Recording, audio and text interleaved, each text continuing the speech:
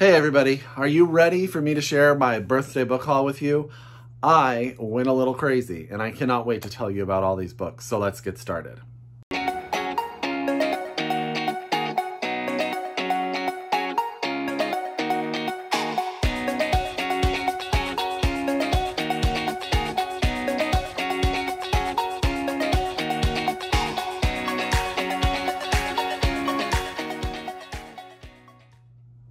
Hi everybody and welcome back to my channel. It's Russell with Ink and Paper Blog. How are you guys doing today? I hope you guys are doing very, very well. I hope your families are safe. I hope you guys are healthy. And as always, I hope that you guys are getting a bunch of reading in. Now, I'm going to apologize up front for the sound that is coming out. If I sound half as nasally as I hear it in my head, my allergies kicked up this morning, something fierce, and no matter what I do, I cannot get this under control. So I'm just pushing through. I'm getting some stuff done, and unfortunately, this is the way it's going to sound today. So there you go.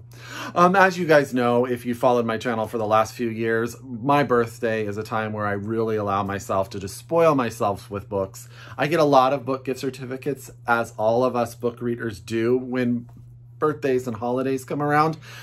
So what I did is I spread the wealth. I ordered books from Powell's, Green Apple Books, Bookshop Santa Cruz, Books Inc., and I just sort of allowed them all to sort of come in. I didn't buy everything that was already out, so some of them took longer than others. I'm actually still waiting on one of the books, but I am going to be able to tell you guys about it. So, as always, get out your pen, get out your paper, get out your Goodreads, get out however you take care of your TBR, because I have a feeling a lot of these books are going to wind up on it. As always, if you are so able to support your local independents, order these books from them. All of these books are out, so you can get your hands on all of the books that I'm going to talk about today. And if you are a library person, I've heard around the country that libraries are open in different facets, but if you're still just using the electronic part of your library, check these books out from there as well. So I'm going to start. I've read 2. I'm halfway through 2 more, and then I'll talk about the ones that I haven't read. I've actually read and reviewed, I think, the first 2. So the first one is Catherine's House by Elisabeth Thomas. This is out from Custom House. This was recommended to me by one of the editors of Goodreads via Twitter, and I'm so happy she did. This is a debut novel set on a college campus, which is a very exclusive university where only certain people get in, and you find out that the people that graduate go on to great and amazing things. Our main character has had sort of an event occur in her past, and she's sort of running from her life. She got into the school and she winds up there and she has nowhere else to go. And it turns out that Catherine House, as you can imagine, is not everything that it seems. There has been sort of this experiment that's going on with this substance for many, many years there. And it turns out that as you go forward, you realize that the students are part of the experiment as well. I'm not going to say any more about it because I've already read and reviewed it. I really enjoyed it. I think that Elisabeth Thomas, has a fantastic voice, and the story was very, very compelling, and I enjoyed it very, very much. So that's Catherine House by Elisabeth Thomas. The next book is a piece of nonfiction, and that is my autobiography of Carson McCullers by Jenn Shapland. I think have I reviewed this one already on my channel? Oh, you know, the days are just sort of all melding together. But I highly, highly recommend this book. And I did talk about this book when I was a guest on the Book Cougars YouTube channel. This is the story of Jenn. She's a PhD student when this all begins, and she is cataloging some artifacts at her university that come from the Carson McCullers estate. And while she is reading letters, she sort of finds these letters that indicate that Carson McCullers had relationships with different women in her life. And as she starts to look sort of at the academia of it all, it's all of these relationships with women have sort of been swept under the carpet. And Jenn decides she's going to go on this investigation into Carson McCullers' life and look at these relationships she has with women and sort of develop that part of the Carson McCullers narrative. But this is also a memoir because as Jenn is doing that, she is also coming to terms and discussing with us her own sort of sexual coming out, her own sort of becoming comfortable in the skin she's in. So Carson not only helps her academically, but also helps her internally sort of come to terms with how she's going to present herself to the world and how she's going to finally be sort of comfortable as a lesbian. I loved this book. It's told told in a very sort of poetic way. And if you like Carson McCullers, if you've read The Heart is a Lonely Hunter or any of our other books, I think you'll appreciate not only the narrative about Carson's life and Jenn's life, but also the academia of it all and the discussion of the book. Jenn lives for a few months in Carson's original house, which is a museum, which is sort of a fun part of the narrative. I really enjoyed it. I highly recommend it. I've recommended it to a ton of people. If you are a person that likes books about books and memoirs about coming to terms with your own life, I think this book sort of hits all and checks all those boxes. So that's my autobiography of Carson McCullers by Jenn Shapland, and this is out from Tin House. Okay, now come the two that I am halfway through. This one is called All My Mother's Lovers by Alana Mossad. This is out from Dutton. And, excuse me, Ilana is a queer Israeli-American woman. Oh, let me make sure. I want to make sure I got... She. Okay, so I want to make sure I use the right pronouns. And she has written a novel about a young lesbian woman, a queer woman who is in a relationship and one day gets a call that her mother has died suddenly in a car accident. And so she comes home. Her father has more or less shut down, and all she has is her younger brother, who is just sort of getting to that age to accept responsibility. And the house is sort of a mess. And as she's going through her mother's things and the will, she finds these 5 letters written to these 5 men. And she doesn't know who these men are. She has no idea who they are. But part of her mom's will is that she wants these letters delivered. She wants them mailed to these people. But our main character is struggling. After the burial of her mother, after sort of sitting through the first part of Shiva, she doesn't know what to do. Her dad sort of has cut himself off. He doesn't know where he's going to go. So instead of mailing the letters, she gets in her car and decides to drive these letters to these men to figure out who they are. And in doing so, she learns more about who her mother is. This is the tale about a mother and daughter relationship where they struggled, sort of the mother's decisions on how to interact with her daughter once her daughter came out sort of have caused a little bit of a chasm between them. And now with these letters, the daughter starts to learn more about her mother and understand her mother from a different perspective. I'm really enjoying it. I think, over halfway. How am I?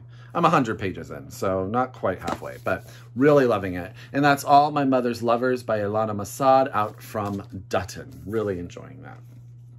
Currently, I am also reading, I just started, I'm not that far, The Prettiest Star by Carter Sickels. This has been around BookTube if you are a fan of Kendra Winchester. She's raved about this book. If you're a fan of Matthew Sharapa, he has also raved about this book. The author, Carter, is a trans man professor in Kentucky. Let me make sure he's in Kentucky. Eastern Kentucky University. This is the story, and I'm going to tell you right now, this book starts off with a heart-packed wallop. Set in the 80s during the AIDS crisis that swept the nation, our main character lives in New York. He's just lost his partner to AIDS, and he's walking down the street. He also has AIDS. He's been sick. He's gotten out of the hospital, and he is from a small town in Ohio. And ever since he left Ohio, sort of suddenly, he has never returned home. But now that he is sick, he has decided he wants to return home. He wants to go back to where his family is. What this book does is then, through different perspectives, it explains the situation of the family, of what happened after the young boy left, how his family sort of thinks about him now. And it also juxtapositions this New York sensibility about gay lifestyle versus Ohio, rural Ohio. And it also talks about the love between a mother and her son, a father and their son. But it's also a sad tale. He is coming home basically to die. And that is why he is sort of spawned to return home. I am loving this book so far. It really is quite powerful. Carter is an amazing writer. He has changed voice now 3 times in the sections that I've read, and each section has been distinctively their own. and it's been fantastic. So that's The Prettiest Star. This is out from Hubcity Press. I love Hubcity. They have produced some amazing work. And this is The Prettiest Star by Carter Sickels. And that's pretty fantastic cover too. But I have a feeling that this book is going to have lots of cry. Lots of cry. And I'm ready for it. I'm ready for it. Okay, so we're going to go to the 4 books or 5 books that I haven't read right now. The first one is The Southern Book Club's Guide to Slaying Vampires by Grady Hendrix, out from Quirk Books. And this is exactly what it sounds like. I've actually started this one and I put it down to read something for a book club and I just haven't gotten back to it yet. But this is the story of a young woman, or a mother. I always say young woman. Anyone who I figure is younger than me is a young woman, or a young man too. This is the story of Patricia Campbell. Her life is just sort of stationary, you know. Her husband is gone at work all the time. Her children don't really need her anymore. But she joins a book club that is obsessed with true crime fiction. And they talk more about, I love the blurb because it says they talk more about the Manson family as they do about their own families. What happens is an older neighbor winds up getting hurt and a young man comes into the picture. And then all of a sudden children start to disappear. And it turns out that he may be a dark, sinister type character. And it says, Patricia has reason to believe that James, this boy who moved in, is more of a Bundy than a Brad Pitt. The real problem? James is a monster of a different kind. And Patricia has already invited him in. I've heard nothing but rave reviews that this is a fun book. Grady Hendrix writes this type of novel, sort of tongue-in-cheek. I'm trying to remember. He wrote My Best Friend's Exorcism, which was very popular, had a fantastic 1980s nostalgia cover. And he also wrote We Sold Our Souls, which was about like rock music and the devil. It's been a while since I picked that one up, so I don't know all the details in my head. But I am excited about this. I love Quirk Books. If you want stuff that's just a little bit off-center, they are a publisher for you. So that's The Southern Book Club's Guide to Slaying Vampires by Grady Hendrix. And my friend Chris Wallach of the Book Cougars raved about this book. She really loved it. The next book I bought because Matthew Sharapa said it was the best book that he read this year. And you know what? I have started many of these books and and I've started this one as too. This is Almond by Won-Pyung Sohn, translated from the Korean by Sandy Josun Lee. This is out from Harpervia. This is the story of a young boy. His name is Yeonjae, and he's born with this condition where he feels no emotion. It's really hard for him to feel emotions like anger and fear, and he has sort of developed a way of going through life with the help of his mother and his grandmother, where he has like stickies in the room. They tell him when to smile, they tell him when to laugh, they tell him to sort of how to socially be more in the norm.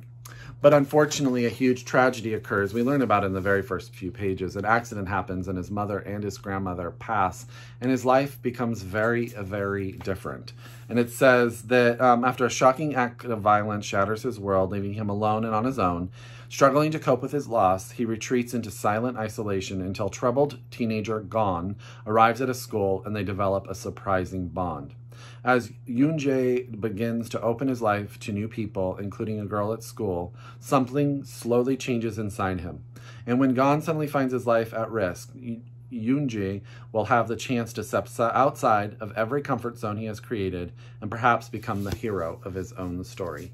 I've also started this one, and I always start my books, usually when I read them, I start reading them out loud, because I want to hear in my ear what sort of the tone and the voice is. And this book has a very distinct narrative voice, and I really liked it. I felt like if you liked The Curious Incident of the Dog Star, I can never remember that full title, but you know what I mean. That book, that it has that similar sort of youth voice to it, a sophistication, but also a sense of childhood to it. I really was into it. So that is Almond by Won-Pyung Sohn, out from Harpervia, translated from the Korean by Sandy Josun Lee. There you go. Okay. Next is a book that I picked up because I can't remember who talked about it, and that's Nevada by Imogen Binnie, and this is out from Topside Press. I don't know this press at all. This is actually, I think, the first book I've ever bought from them. But Nevada is the story of Maria Griffiths. She is a trans woman who's trying to live her punk dream fantasy in the world of retail, and she finds out that her girlfriend at the time has lied to her, and it changes everything for her.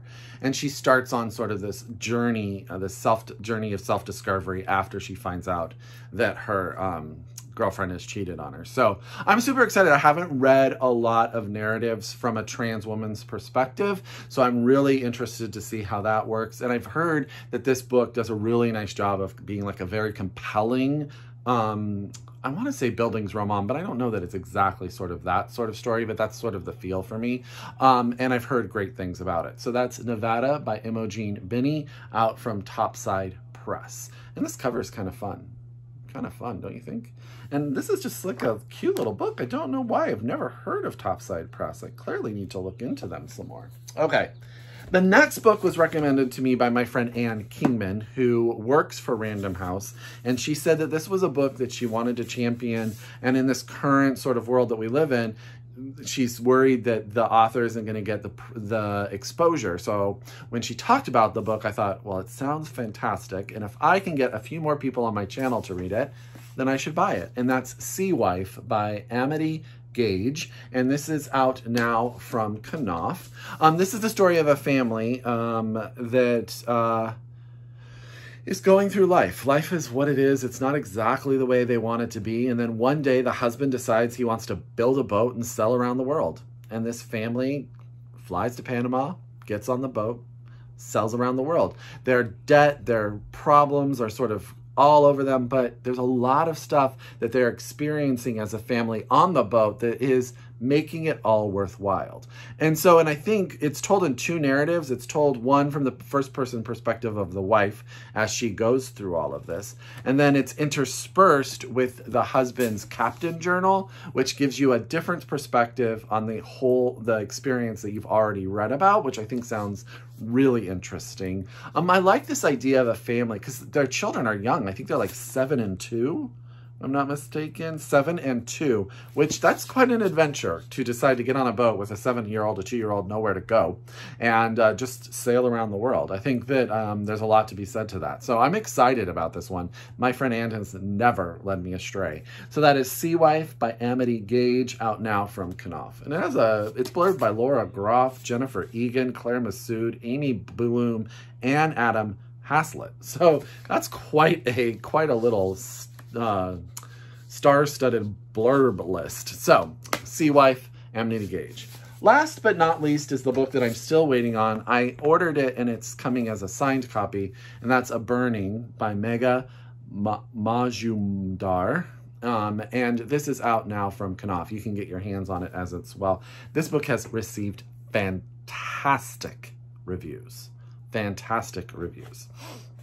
But I am going to have it help me tell the story because I have struggled on how, since I haven't read it, when I try to summarize this book, I never do it justice. So, Javan is an idealistic young Muslim girl from the slums who is wrongly accused of executing the attack, a terrorist attack that occurs because of a careless comment on Facebook. P.T. Sir is an opportunistic gym teacher who stands to benefit from her conviction. Lovely, an irresistible outcast whose exuberant voice and dreams of glory fill the novel with warmth and hope and humor, has the alibi that can set Javan free, but it will cost her everything that she holds dear. I have heard nothing but rave reviews of this book. Everyone I know who read this book absolutely loved it. But I'm waiting for my signed copy. There's something for me about reading a book that's been signed by the author, and I just feel like there's a connection there, so I'm super excited about that. That is quite a stack, and I cannot hold them all up for you, so you guys are just going to have to remember them. I'll put them all in the list down below, as always. And if you're a return subscriber, thank you so much. With everything going on, I want to thank you all that watched my last video, all of the wonderful comments about that topic and that nature, Black Lives Matter, you know, still very passionate about that. I want to thank you all. If you are a new subscriber, I hope you like this, and I hope you go back and you see some of my prior videos. As always, I encourage you to read globally, shop locally, and until next time, I wish you happy reading. Bye.